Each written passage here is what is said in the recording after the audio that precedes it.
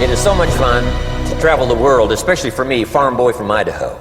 I didn't have many skills when I first awakened to the opportunity that, you could work for pay. I knew how to milk cows, but, that was about it, and it didn't pay very well. But when I was introduced to network marketing, health and nutrition, a marketing system where I could start at the bottom, go to the top, and start part-time, it literally revolutionized and changed my life forever. I've never been the same. And a big share of my story now is sharing with people around the world this extraordinary opportunity. And then along with it, the philosophy that makes it work. Because you can have every technique in the world and the best product in the world, and you can have the finest support system in the world, but unless you have the philosophy that drives you to do the necessary things to make it work, then nothing works. So I like to talk about all the things that made it work for me and see if that might not be valuable for someone else. So I want you to take some good notes. If you're ready to take notes, say, I'm ready. Ready. I like this crowd already. Treat me well, I might take you with me as my traveling audience. Now here's the next key on being prepared for the next century, and that is your personal philosophy. At age 25, the things that so dramatically changed my life was, number one, the discovery of a unique product that I could believe in. My mother taught nutrition, and she taught good health, so I was the beneficiary of that. It came from my grandmother, my grandfather, passed it on to my mother. She taught it, passed it on to me. My father never had a major illness, lived to be 93. My mother extended her life, according to the doctor, at least 20 years. She should have died at least 20 years earlier than she did, simply because she stretched out those years by the study of good nutrition. I was an only child, and Mama studied and, mixed up all that stuff back then. She'd say, hey, me and Papa and her, she said, drink this stuff. If it don't kill us, I think it'll help, and we're gagging down this stuff. And Mama taught all of that, but the payoff was so incredible. I passed it on to my two daughters. They've never been ill. They passed it on to their children, my grandchildren. They haven't been ill. I mean, the study of good nutrition, paying attention, and being involved in the industry you're in, it's one of the best. So, that's so important. Your personal philosophy, what you believe in, that's going to carry you into the next century. Let me give you now some of the early philosophies that changed my life forever. I heard one of them in my introduction. Some of these philosophies have lived with me now all of these years. I've passed them on, and people have come back around saying, Mr. Rohn, 10 years ago, 20 years ago, 30 years ago, 35 years ago, I sat in your class and sat in your seminar, and those early things that you taught, I've practiced it and I'm doing it. A man not long ago showed me notes he took 23 years ago. And then he had me sign those notes. He said, I've used these notes to develop my life, my personal life, and my business life. And when he took those notes, he said, I was 18 years old. So, it's incredible. I'm so thankful for all these years. But now I want to pass it along to you. Some of the philosophies that changed my life forever. Okay? If you're ready, say I'm ready. Ready. Here's the first one. Profits are better than wages. Once I understood that, I got rich. Profits are better than wages. Nobody taught me that in high school. I went to college for a year and a half, I never heard it. I'm 25 and broke. I'm not destitute, I'm broke. Too much month at the end of the money is broke. And I finally hear this philosophy, profits are better than wages. Now here's the phrase that goes with it. Wages make you a living, which is fine. Profits make you a fortune, which is super fine. And you can live both fine and super fine. You've now got the mechanism and the ways and means to do that. Profits are better than wages. Guess what? I taught this in Moscow when I was teaching capitalism. The communists had it all wrong. They taught that capitalism was, a big company that oppresses its workers. I mean, it was absolutely ridiculous. They had mentally lost it when they came up with this ridiculous philosophy. Communism taught capital belongs to the state, not the people. And we taught all these years what? Capital belongs in the hands of the people, not the state. That's why, of course, kids should pay taxes, because they can be capitalists, and all capitalists should pay taxes. And it doesn't take much to start an enterprise that makes a profit. I teach kids how to have two bicycles, one to ride and one to rent. I mean, how long does it take? How long does it take to make a profit? I mean, a little ingenuity and you're on your way. So profits are better than wages. Capitalism better than communism. Communism said people are too dumb and stupid to know what to do with capital. So you must take capital away from all the dumb, stupid people and give it to the all-wise, all-knowing state.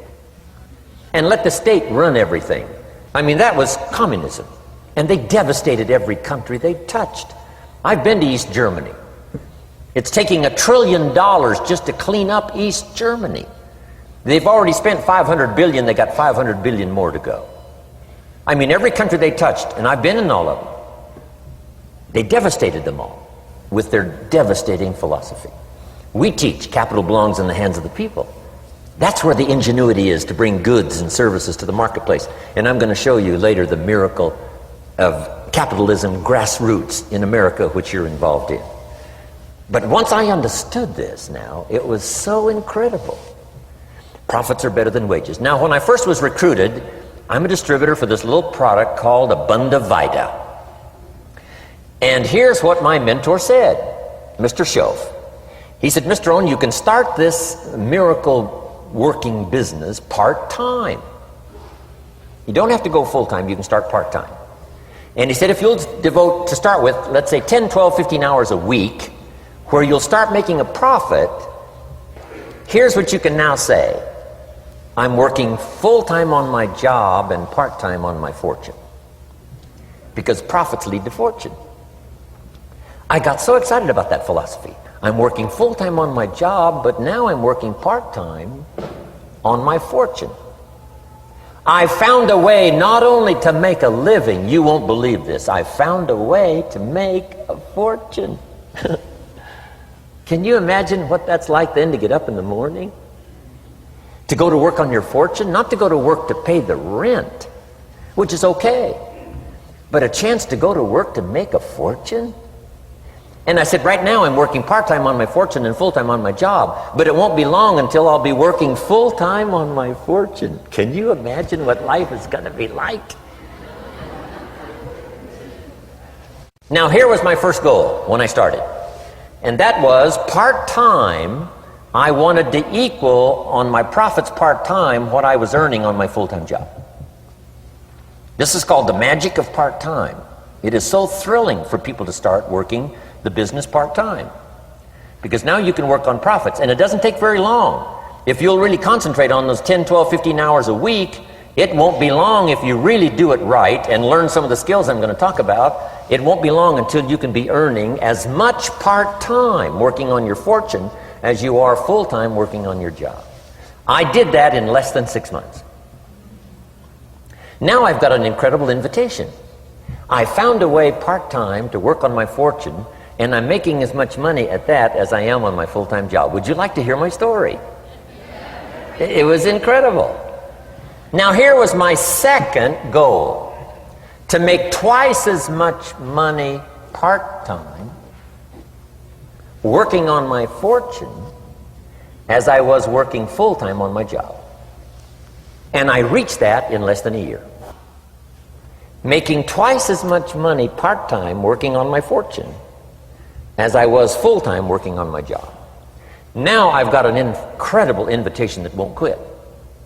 I found a way, through a unique opportunity, to work part-time on my fortune, and I'm now earning twice as much money as I am working full-time on my job. Would you like to hear my story?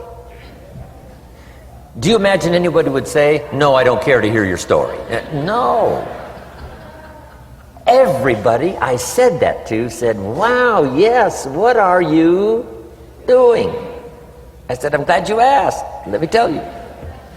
Now, when I started making twice as much money part-time as full-time, here's my dilemma.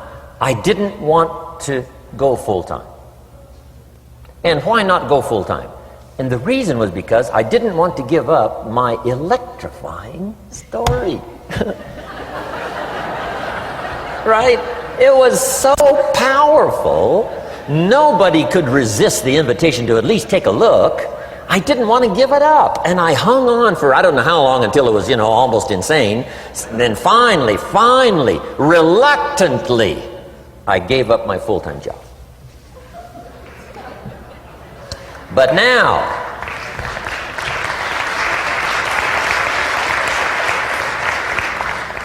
you can imagine the thrill and excitement of going to work full-time on my fortune.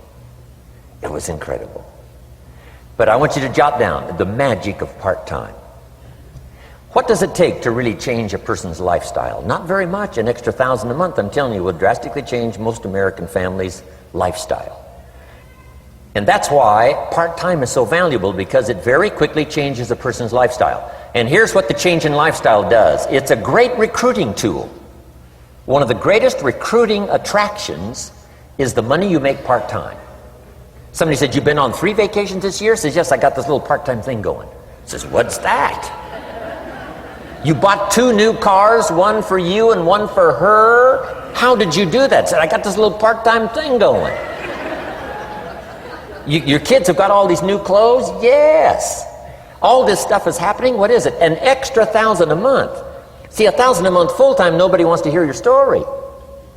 $1,000 a month part-time that starts to change your lifestyle, everybody wants to hear your story. So the key is part-time. The magic and the attraction of part-time gives you a classic invitation for somebody to listen to what you're doing that's changing your life. And it's not just necessarily the money that changes your life. It's what you do with the money. It's the change of lifestyle. So part-time helps to change lifestyle, which gives you a classic invitation to look at what you're doing. That's how I started in network marketing, age 25. Wow, these philosophies changed my life. I wish I would have learned them in high school. In high school, if they would have offered Wealth 1, Wealth 2, I'd have taken both classes. I wouldn't have waited until I was 25 and broke. Here's the next one. Philosophy that helped change my life. It's not what happens that determines your life future. It's not what happens that determines your life future. It's what you do about what happens. All of us are in like a little sailboat. And it's not the blowing of the wind that determines your destination. It's the set of the sail. So jot this phrase down. It's one of the best to understand. Kids need to understand it. The same wind blows on us all. The same wind blows on us all. The wind of disaster, the wind of opportunity, the wind of change. The wind when it's upside down, the wind when it's favorable and unfavorable. The same wind blows on us all. The economic wind, the social wind, the political wind. The same wind blows on everybody. The difference in where you arrive in 1 year, 3 years, 5 years, the difference in arrival is not the blowing of the wind, but the set of the sail. And that's what learning is all about, to set a better sail this year than last year. To set a better sail. The first 6 years of my economic life, I wound up broke. Second 6 years, I wound up rich. You say, well, the Democrats must have finally gotten power. No.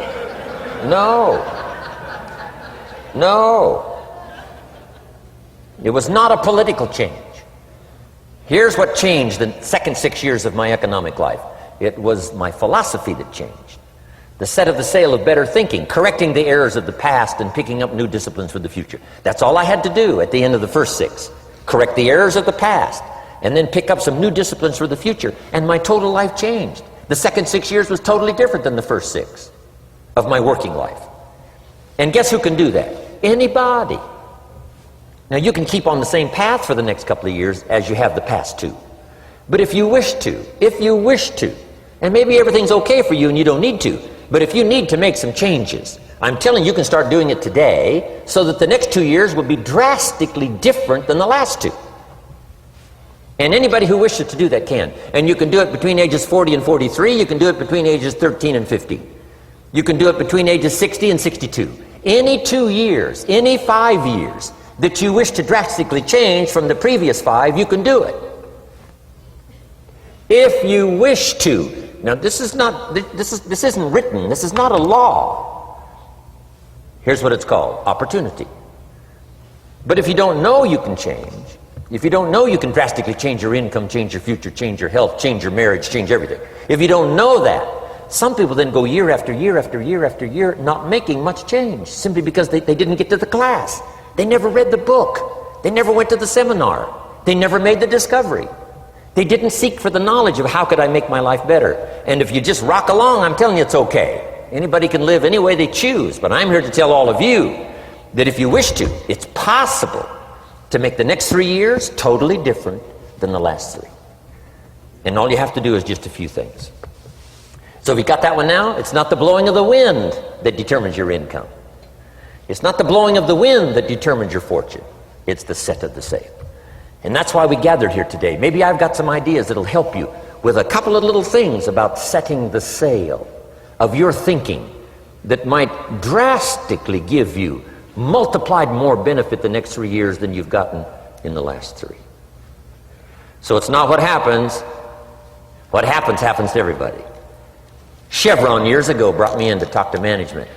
They said, Mr. Rohn, you travel around the world and you're fairly knowledgeable. What do you think the next 10 years are going to be like? I said, gentlemen, I can tell you I do know the right people. So they all leaned forward and listened carefully. And I said, gentlemen, the next 10 years are going to be about like the last 10.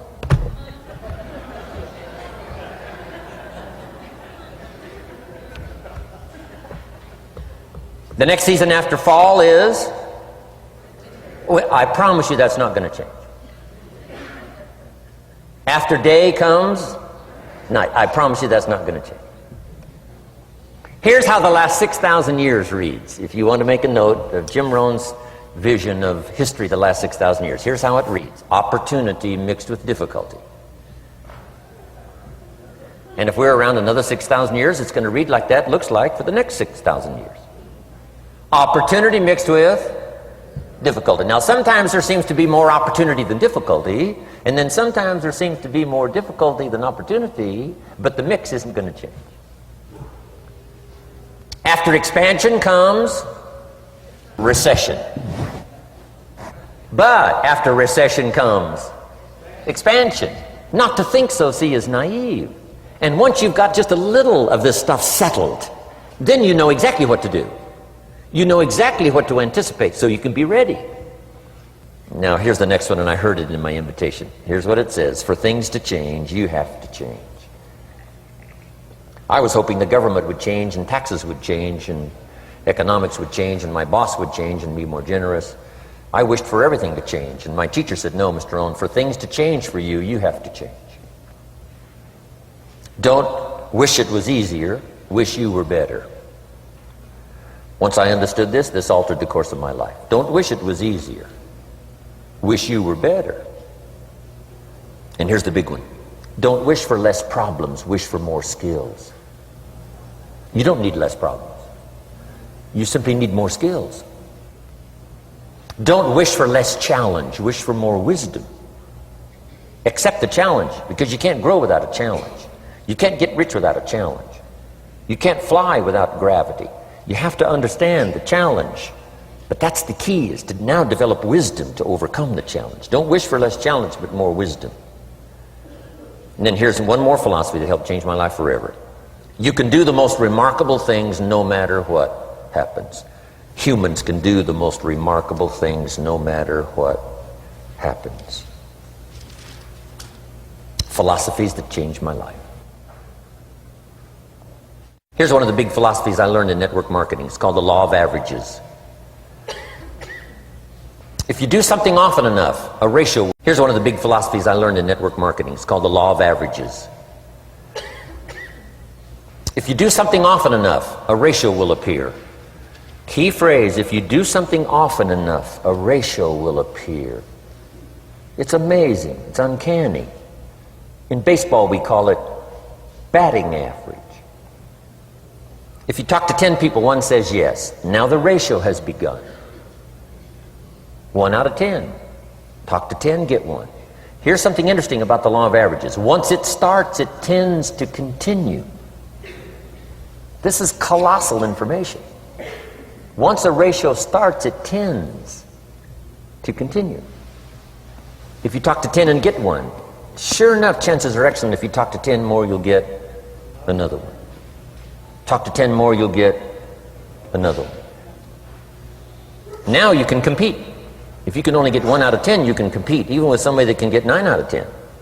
If you've been here a long time, you can get 9 out of 10. I just joined, I can only get 1 out of 10. If we have a 30-day contest, I will beat you. Say, well, how could you beat me? Here's why. During that 30 days, you talk to 10 and get 9. I talk to 100 and get 10. I beat you. Isn't that clever? This is clever stuff. And I do it for 2 reasons. I sincerely wish to win. But I do it for another very sincere reason. I wish for you to lose. And that's noble on my part. Here's why it's noble. You learn more by losing than you do by winning. So I wish to give you that experience. Now here's how I do it once I understand the law of averages. When I'm new, I make up in numbers what I lack in skill. I make up in numbers what I lack in skill. Now who can do that? Anybody that's ambitious. Anybody with a little ingenuity. Anybody. Doesn't matter. Now here's one more. The law of averages can be increased. You get 1 out of 10, talk to 10, get another one. Talk to 10, get another one. The 4th time you talk to 10, you get 2. Why would the 4th time you talk to 10, you get 2 instead of 1? You're getting better. You're getting better. And who can get better? Anybody. Talk to 10, get 2. Talk to 10, get 2. Finally, talk to 10, get 3. I finally got up to about 3. Now, it takes more than a genius to go past like 3 or 4. But 3 will do. If you bat 300 in baseball, they pay you $4 million a year. Which means you're out 7 times out of 10. 7 times out of 10, out. Make $4 million a year. Are you ready for that? So, this works so well now in your business. Just jot the phrase down. You don't have to bat 1,000. You don't have to bat 1,000 to make big money. 1 out of 10 is fine. 2 out of 10 is terrific. 3 out of 10 is fabulous. Some particular incredible genius might get 4 out of 10. But 3 out of 10 is sufficient to make you rich beyond your wildest imagination. This is how I went after my friends, neighbors, and relatives when I first started recruiting. I said, look, I've got a new business and I'm getting about 3 out of 10 to join. And I don't mind you, just come to the meeting and be one of the 7.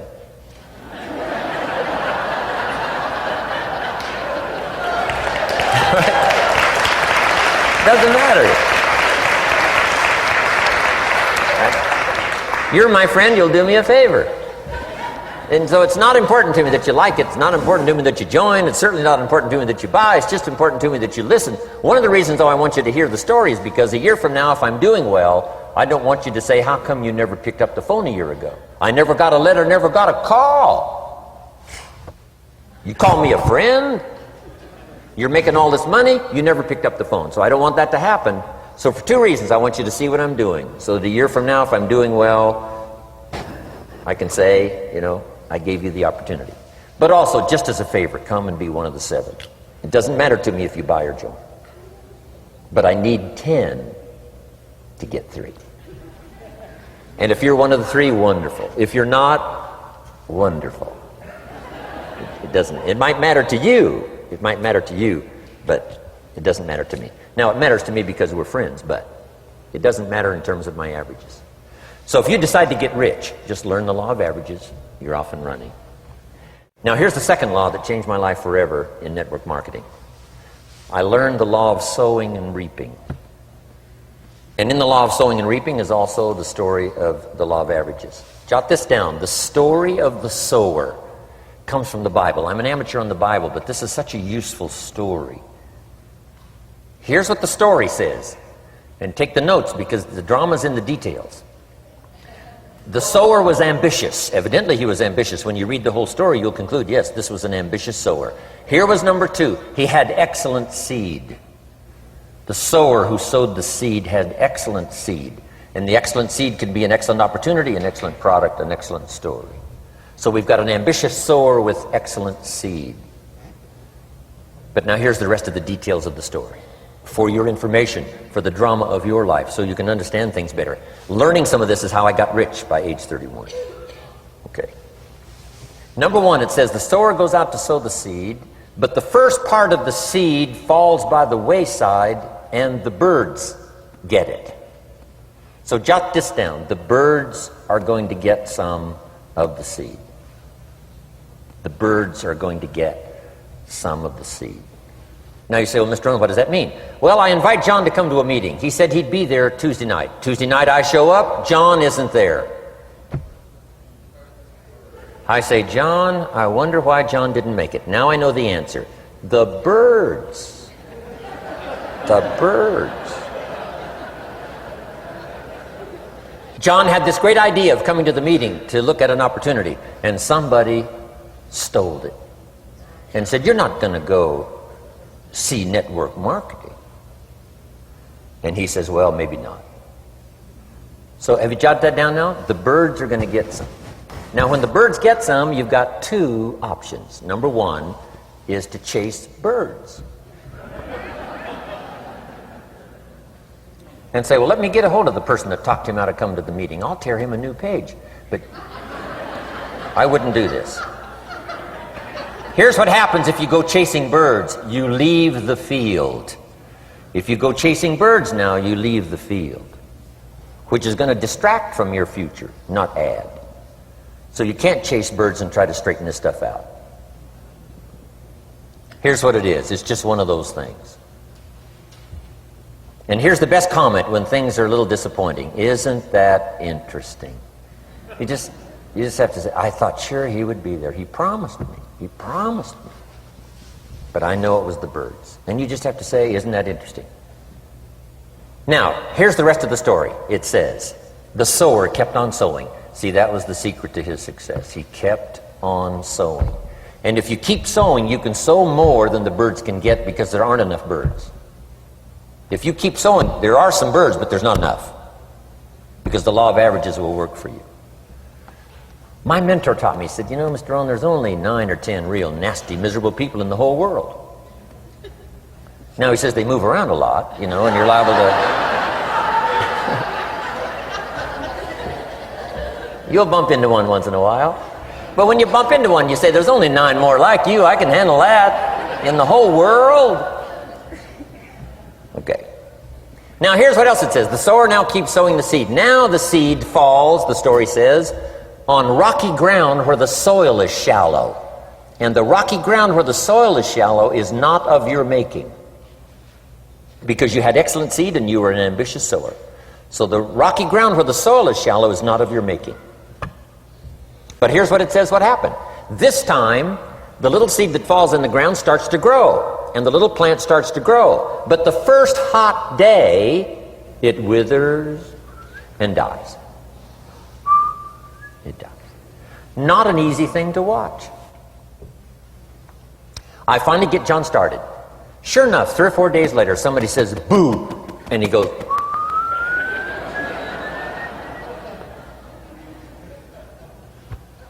He's gone. Doesn't show up at the second meeting. And I say, I thought sure John would last a week. What happened? Jot this down. The hot weather is going to get some. And this is not of your making. Here's what you must say when that happens. Isn't that interesting? Wow. What can you do? The answer is nothing. You say, well, I'm going to try to change this. I wouldn't take that class. You know, the sun comes up in the east. Somebody says, why is that? I wouldn't spend much time on that. Just let that happen.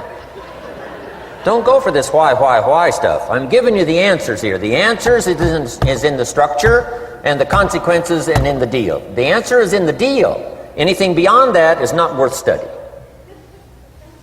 You say, well, how come some just last a little while? I wouldn't sign up for that class.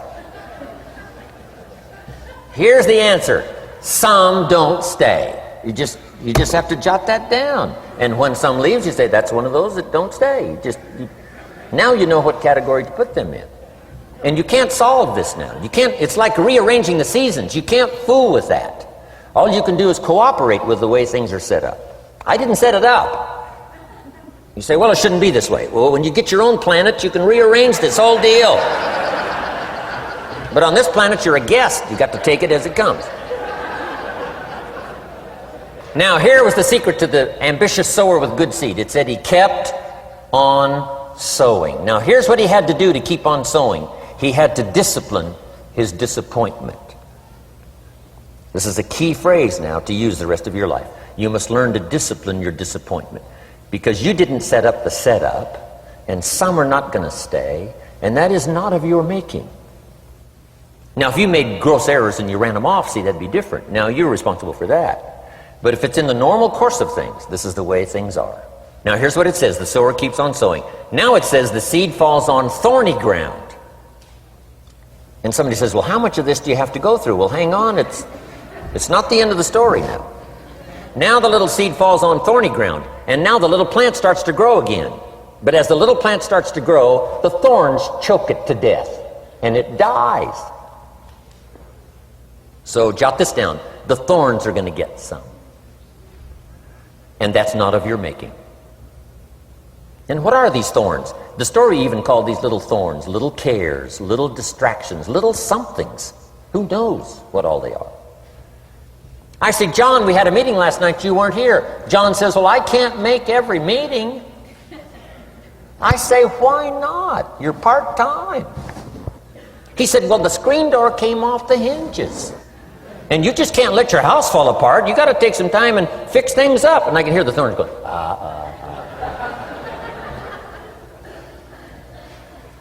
He says some extra trash had piled up in the garage. You can't let mountains of trash take over. You got to keep your trash hauled out. People who let little things cheat them out of big opportunities. People who let little things cheat them out of big opportunities. And you feel almost helpless. What could I do about that? And that's nothing. And you say, well, why is this? I'm asking you not to sign up for that class. Don't sign up for these why is this class. It's just the way it is. Like winter following fall and spring following winter. So if you got that, the thorns are going to get some. But now here's the good news. Let's read the rest of the story now quickly. The sower now what? Keeps on sowing the seed, keeps on sharing the story, keeps on giving an invitation. Yes, the invitation can be more powerful for me as it was 1 year later than it was the first month. Because now I'm saying I'm making twice as much money part-time as I'm making on my full-time job. Yes, the story can be more powerful, but the law of average is still going to work. But now here's what the story said. Finally, the seed falls on good ground. Finally, the seed falls on good ground. Now, put this in parentheses. It always will, if you keep sowing. If you share a good idea long enough, it will fall on good people. But now here's the rest of that story. Some of the good ground did 30%. And some of the good ground did 60%. And some of the good ground did 100%. You say, well, why the difference in numbers? I wouldn't sign up for that class. Come on. Have I said that often enough now? Don't register for that class. It's just the way it is. Now, I tried to get the 30s to do 60. Found out it was more than I could handle. I used to say, I'll make them successful if it kills me. I almost died. No, you can't do that. Here's what you do. Let the 30s do 30 to the best of their ability and keep doing 30, because that's how they build their lifestyle and get what they want out of life. And let the 60s do 60, and let the 100s do 100s. Now, how can you get some to do 100%? You got to go through all these experiences, and you got to talk to all these people. Let me quickly give you now a list of the skills that changed my life forever. Developing a new philosophy that I could do it in my network marketing experience now led me to developing new skills. Right, I knew how to milk cows, but it didn't pay well. Here's the first skill I learned that changed my life. getting a customer, making a sale. And of course, sales for you is easy, right? Because it's not technical, right? The technical is all taken care of. You simply represent your product. If you share a unique product, talk about its merits, persuade someone that it's the best, they agree to buy, that's the simple art of sales. But in your business, here's what it's more like: sharing. Because using the product yourself, gathering some testimonials, you simply share that. So we're not talking like high-powered spacecraft technical skills here. It's simply sharing something you've discovered with someone else and doing it well enough to where they agree they would like to participate. Now here's what happened when I learned sales. It multiplied my income by 5. Now it didn't take that much because I wasn't doing that well in farm country. But it did multiply my income by 5. Sales. Getting customers, laying that incredible foundation for an entrepreneurial career. So now I've got 2 skills: milking cows and making sales. Here's the next one I learned that changed me forever, and that's recruiting. Introducing the business opportunity to new people. Learning how to give a good invitation. Learning how to give 2 kinds of presentation, formal and informal. And the third part of recruiting, of course, is following up. Once you start a new life, now you got to take care of it, like a new mother would take care of her baby. You don't start a new life and abandon it. You start a new life and nourish it like a mother and protect it like a father. You got to be both mother and father to a new person. Nourishment, ideas like a mother. Protection, help defend your new life against the encroachment of outside voices that would try to talk them out of it. So you got to be mother and father in this art of recruiting. We call it being a sponsor. And being a sponsor is like being a bridge, helping somebody from darkness to light, from skeptic to faith, from not knowing to knowing, from no confidence in themselves to starting to gain confidence. You're the bridge that helps people from the shadows to the sunlight. It's one of the most exciting positions to occupy in all of network marketing industry, is the bridge, helping people crossing the bridge out from discouragement into recognition. Being this bridge, that's what the recruiting magic is all about. You've got the answers. They've been looking for the answers. You've got the answers. And you help them cross this bridge. You see something in them before they can see it in themselves. You assure them that it's possible to be more than they are, therefore they can earn more than they've got, have more than they possess. This is one of the great arts in the world. And here's what's exciting about this art. It pays big money. Because now you operate a unique philosophy taught first in the Bible. John Kennedy taught it in his inaugural speech. Zig Ziglar's got one of the best ways to put it. And that's the secret to wealth. The secret to wealth and fortune. First taught in the Bible. Because the question was asked, how can we achieve greatness, great wealth, great power, great influence, great recognition, great self-esteem? How can we achieve greatness? The master teacher was asked. And here was his formula for achieving personal greatness. He said, find a way to serve the many. For service to many leads to greatness. For those that are interested. Some people aren't interested, but for those that are, service to many leads to greatness. Someone says, well, best I can do is just take care of myself, which is okay, but it doesn't lead to greatness. Someone says, I got enough bills of my own, I can't worry about someone else's bills. That's okay, but it doesn't lead to greatness. Greatness is helping people pay their bills, you forget about yours. Because if you help enough people pay theirs, yours disappear. Help people with problems, your problems disappear. The key to greatness, the master teacher taught, is finding a way. Now, a lot of people would like to serve many people, but they don't have a way. And what's exciting about you and your business is you've now got the way. Whether you use it or not, it's up to you. Whether you cash it in or not is up to you. Whether you make a fortune or just a little, that's all up to you. Each person's ambition. It's called the same marketing. The same product. The products are the same for everybody here. The marketing system is the same. The difference is each person's philosophy and each person's individual ambition. But whatever your ambitions are, now you've got the ways and means. And here's what you've got the ways and means to do. Serve as many people as you would like. Now here's what's exciting about recruiting. With what you're involved in here, you can directly and indirectly affect the lives of dozens of people. Some of you are going to directly and indirectly affect the lives of hundreds of people. And some of you, if you wish, can directly and indirectly affect the lives of thousands of people. And the pay is accordingly. If you affect a few, you earn that pay. If you affect the many, you earn that pay. But the secret is found in the Bible. Service to many leads to greatness. Now, John Kennedy said it in his inaugural speech. Here's what he said: don't ask.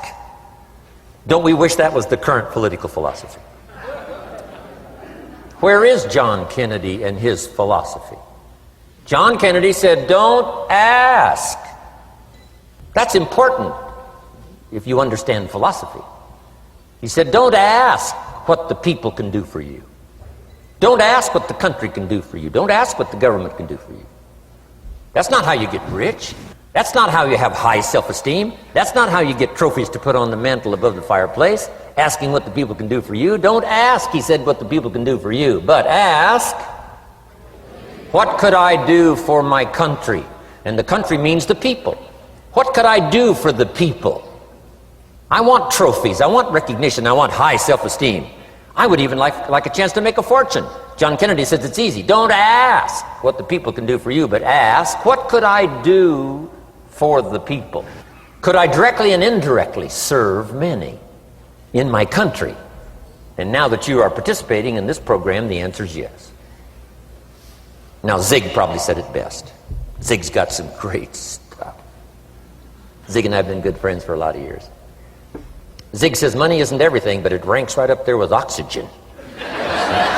Zig, you're right. Zig says, my dentist told me, Zig, only floss the teeth you want to keep. You know, forget the rest. But here, Zig is famous for this now. This is one of Zig's philosophies, and it goes right along with the other two, the Bible and John Kennedy. Here's what Zig says: if you help enough people get what they want, you can have everything you want. If you help enough people get what they want, you can have everything you want.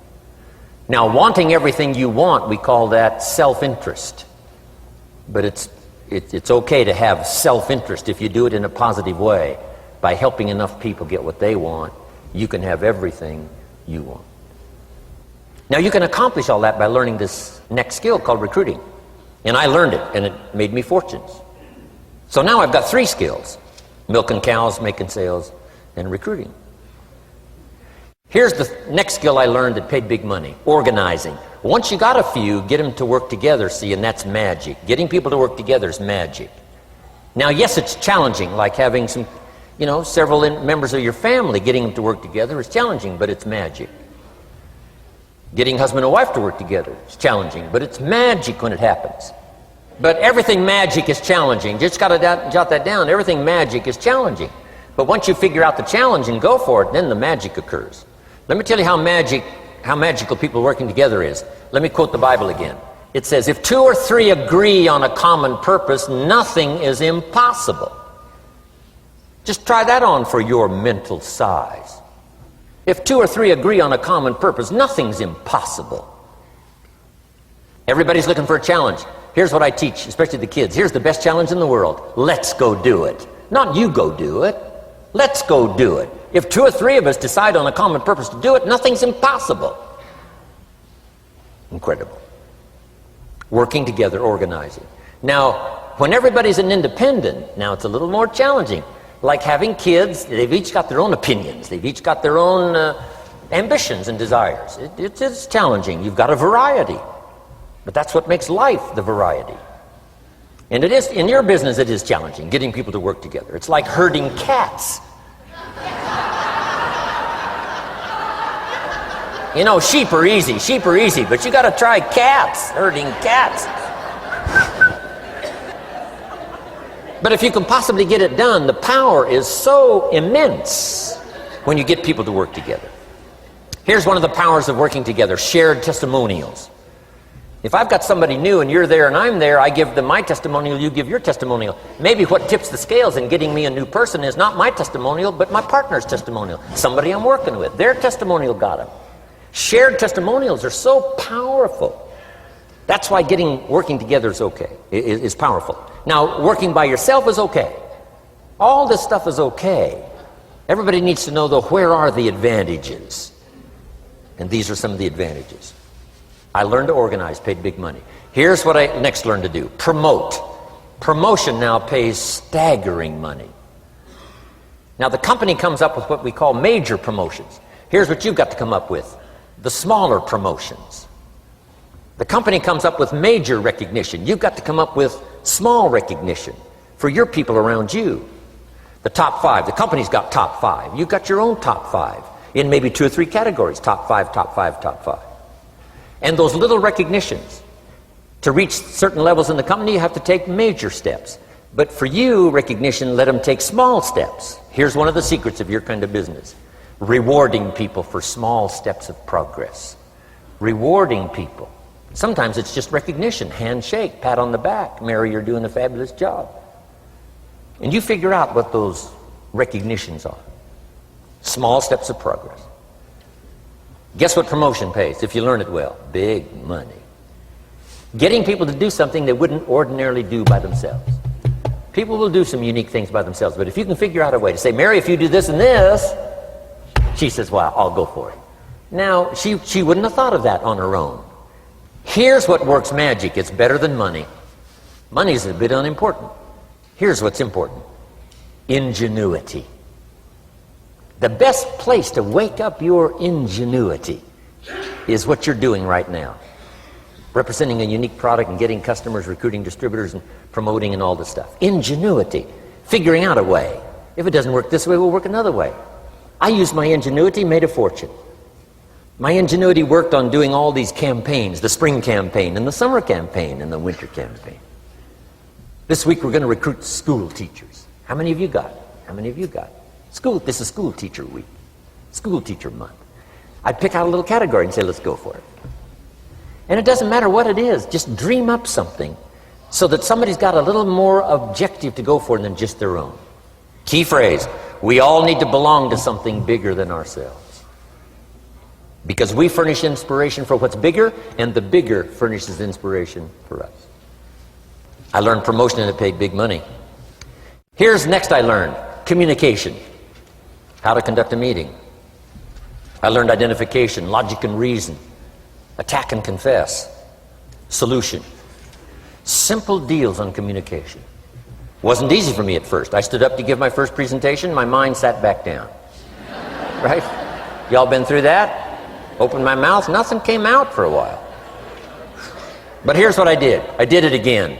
Just jot that phrase down. I did it again. That's the secret to how I got here. 35, 40 years later, it's how I got here. I did it once, it was uncomfortable. That first presentation was so lousy, if I hadn't have been doing it, I'd have gone home. It was not that good. But here's the secret to how I got here. I did it again, and then I did it again, and then I did it again, and I did it again.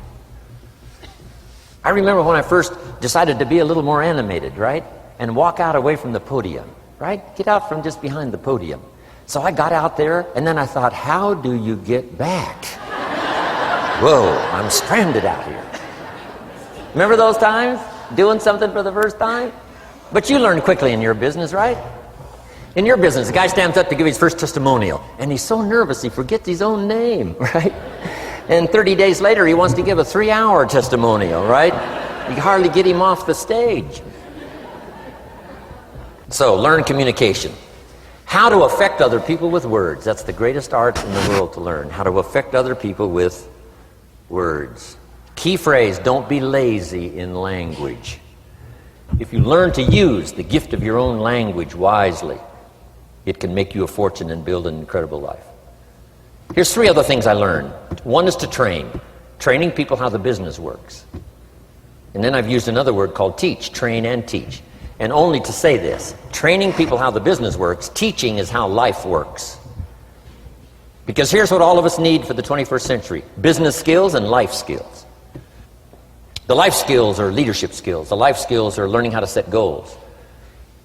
Now here's the ultimate skill to learn that can transform your life and the life of whoever will listen. The ability to inspire. Inspire means help people to look up a little higher than where they are and wish they could get there, and inspire them that it's possible.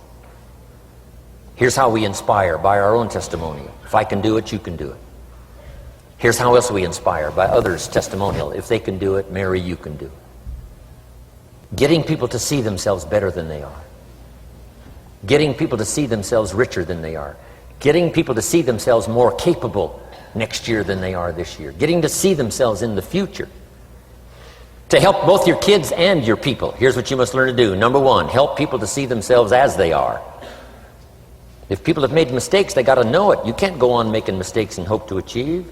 Mistakes have to be corrected. And you've got to do it with your children. Help them to see themselves as they are. If they've messed up, here's what you've got to say. You've messed up. But here's what's important as a parent. Don't leave them in the mess.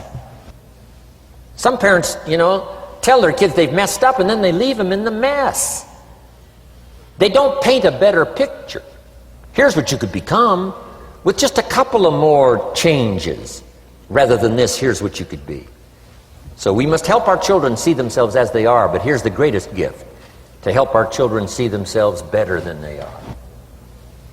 To transport them not only past to see their mistakes, but transport them to the future to see their opportunity. To see the person they can become. My mentor had that greatest gift to help me to see myself better than I was. At first it was difficult to see, then I started to believe, and that's how I got here today.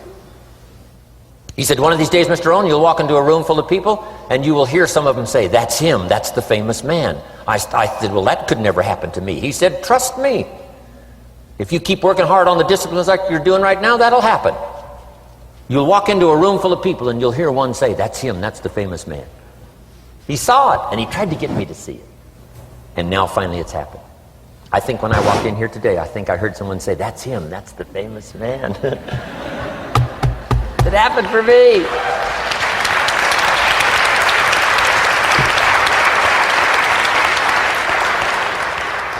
And if it can happen for me, it can happen for you. Just master these skills to inspire. Here's what else I learned, the skills of building an organization. Learn to work with the people who deserve it, not the people who need it. You must be like life itself, respond to deserve, not to need. It doesn't say if you need, you will have a harvest. It doesn't say if you need a harvest, you'll have a harvest. It's not what it says. It says if you plant, chances are good you'll have a harvest. If you plant, you will reap. Not if you need, you will reap. So we must be like life itself. Respond to the people who deserve it by planting, by taking the first step. Even God himself says, if you move toward me, I'll move toward you. That's the condition. You move toward me, I'll move toward you, says the Almighty. Now he could also say, you don't move, I don't move.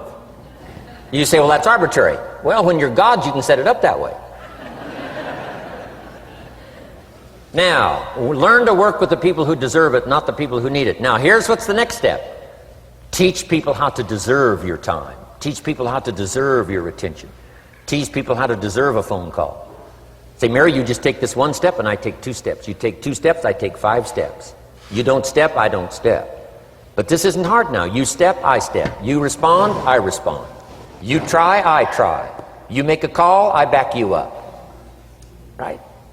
Learn to teach people how to deserve your time and your attention. Next, I learned to work by group more than individual. Here's why. 80% of the people do 20% of the business. So 20% of the people you can work with individual. 80% you have to work with by group. But group is very powerful, less confrontational. Then here's what's important for all of you to learn as a sponsor, helping other people. You can help 1,000, but you can't carry 3 on your back. You can help 1,000, but you can't carry 3 on your back. And I'm sure all of you have already gotten that experience, even though you've been here a short time. Some people will try to get on your back. That's where we got that expression, get off. That's where we got that. A guy discovered somebody on his back and said, what? I can't carry you, get. Now, if you're like some I see here, 6'4" and you weigh 300 pounds, you might carry one, and if you were really big enough, Kareem Abdul-Jabbar or something, you might carry two, but you can't carry three. When babies are born, they were not designed just to be carried. Babies were not born to be carried all their life. Someday you got to try your legs. Someday you got to try your wings. Someday you got to try. Even if you fall down, you got to try, because you can't just crawl around all your life. You can't be carried all your life. So as quickly as possible, you can help 1,000, but you can't carry 3. Next, don't expect the pear tree to bear apples. I used to try to change everything. You can hang apples on a pear tree. I'm telling you, it won't help. You can put up a sign, this is an apple tree. Sure enough, come the season, pears. Here's what I learned. You cannot change people, but they can change themselves. You cannot change people, but they can change themselves. Incredible. Capital in your business isn't what matters. Okay, it's not the money that buys you a future. It's your skills that buy you a future. Money and no skills, and I'm telling you, you're still poor. Money and no ambition, where are you? Money and no courage, you're broke. A little bit of money and a whole lot of courage. That's all we need. I'm looking for people when I'm recruiting back in those days, and the money didn't matter. What mattered to me was somebody's willingness, somebody's ingenuity, somebody's willingness to try. Right? If they had $1 to invest, that was plenty for me. $1 and some ambition, and I can show you how to get rich, and it'll be one of the classic stories of the company. I go to recruit somebody, they say, I don't have any money. See, I've been looking for you for 6 months. Let me show you how to do it without any money. Because here's the rules of capitalism. Jot this down. You can either buy and sell, or if you're in certain circumstances, you can sell and buy. If you've got ambition. Now, if you haven't got ambition, we can't cure that, and money won't cure lack of ambition. But if you've got $1 and some ambition, I'll show you how to get rich. And even if you don't have $1, I'll show you how to get rich, because you can sell and buy. Somebody says, as soon as the product arrives, I'll sell it. Then you don't understand. You don't understand the magic of fortune if you say, I have to wait till it gets here to sell it. And you probably don't understand the value of your own story. Once I understood that, I knew I was going to be wealthy. That's why right in the beginning I started giving big tips. I knew I was going to be wealthy. Say, wow, this guy tips like a rich man. Said, that's right, he tips like a rich man. Even in the beginning, I tipped like a rich man, because I knew I was going to be rich. Wow. Isn't this fun? Yes. So jot these phrases down as I close. Number 1, the greatest value in life is not a bank account. The greatest value in life is not a car, a home to live in. The greatest value in life is this. Make a note. Living a good life. In the midst of all of our achieving and recruiting and building and growing, helping other people, being a part of society and the country and the world, being all of this stuff, here's what you must figure out all of your life: how to continually live a good life. So let me give you my short list. I'll cover the long list the next time I see you. Here's the short list on a good life. Number 1, productivity. If you don't produce, you won't be happy. Here's number 2, good friends. The greatest support system in the world is good friends. You got to work on that. Don't be careless here. Friends are those wonderful people who know all about you and still like you.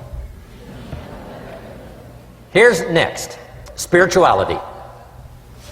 I'm not asking you to be a believer. I am a believer that humans are more than an advanced form of the animal kingdom. I'm a believer that we're a special creation. I don't ask you to be a believer, but here's what I do ask. If you are a believer, here's what you must do. Study, practice, and teach. Whatever's valuable to you, study, practice, and teach. Repeat it after me now. Again. Study, practice, and teach. Here's why. It builds the foundation that builds the country, that builds the nation, that helps us to compete among the nations of the world in the 21st century. And this is one of those subjects: to study, practice and teach. Next, my parents taught, don't miss anything. Don't miss the game. Don't miss the performance. Don't miss the show, the movie. Don't miss the words. We're all inspired by the words. Elton John says she lived her life like a candle in the wind, never knowing who to cling to when the rain set in. You can't miss those lyrics. You can't miss the music. You can't miss the songs that nourish the soul. You can't describe how brief and fragile life is much better than that. George Harrison, one of the Beatles, sings, "If not for you, the winter would hold no spring. Couldn't hear a robin sing. I just wouldn't have a clue if not for you." Wow. You got to remember the words that reflect the experience. Barbra Streisand sings, "It used to be so natural to talk about forever, but used to be's don't count anymore. They just lay on the floor till we sweep them away. You don't sing me love songs, you don't say you need me, and you don't bring me flowers anymore." Illustrative of all of our experiences. Winston Churchill said, "The truth is incontrovertible. Malice may attack it and ignorance may deride it, but in the end, there it is." You got to use that. Feast on someone else's comments. Because, see, you could stay up all night and not think of that.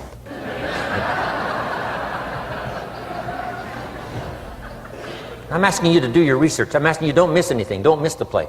When my father was 93, just before he died, if you would have called him at 10:30, 11 o'clock at night, he wouldn't be home. He's at the rodeo. And he's watching the kids play softball. He's at church. He's watching the concert somewhere. Every night. My parents taught me that. Don't miss anything. Even the little small things, don't miss. The big things, don't miss. Don't miss, don't miss. It's part of living a good life. Here's why. Jot this phrase down, it'll serve you well forever. If you live well, you will earn well.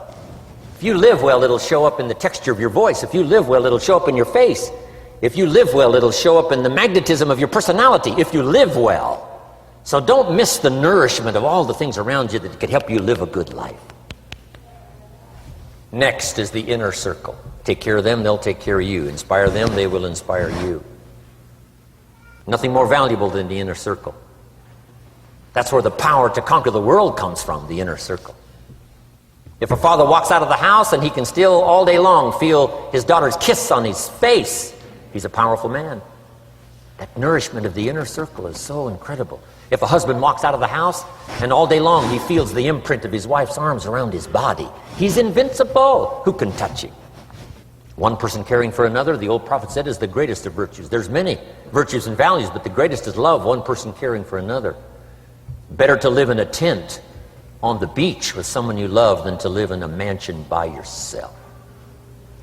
People caring for people. And especially that inner circle where the power is so magnificent that if you draw from it, if you nourish it, and then it nourishes you. Now here's my last comment. Ask for God's help. We could all use a little help. But my whole seminar was what you can do. A man took a rock pile, turned it into a fabulous garden. Somebody came and saw it and said, "You know, you and the good Lord have this fabulous garden here." The gardener said, "I understand your point, but you should have seen it a few years ago when God had it all by himself." So we do play a part. So make this the last note now. We have a chance as human beings to participate in the miracle process. We have a chance as human beings to participate in the miracle process. And you can go do that every day as often as you wish. Changing somebody's life. Rescuing somebody from oblivion. Building an organization second to none so that your name will appear in many people's testimonial. And that's why I came today. So that by chance, I don't need the money. That's not why I'm here. I take the money, but I don't need the money. But here's why I'm here. By chance, perhaps, if I've come along at the right time, I don't know what time this is for you, but if I've come along at the right time, just maybe, a week from now, a month from now, a year from now, 5 years from now, you might say, Jim Rohn came by and gave us a little piece of information. That started me down the road. Here's what's happened to me. And my name might appear in your testimonial. Now here's the drama as we finish. How many of you have my name in your notes? Here's the part of the drama then. I go with you. When we all leave here and the lights are out and the place is dark, I go with you because you've taken my notes and hopefully some of the spirit, some of the stuff I had besides just the notes. So I go with all of you. But here's the big drama. All of you go with me. See, that's so unbelievable. So as I leave here, I promise not to leave you behind. I will take you with me in my thoughts and in my heart. God bless.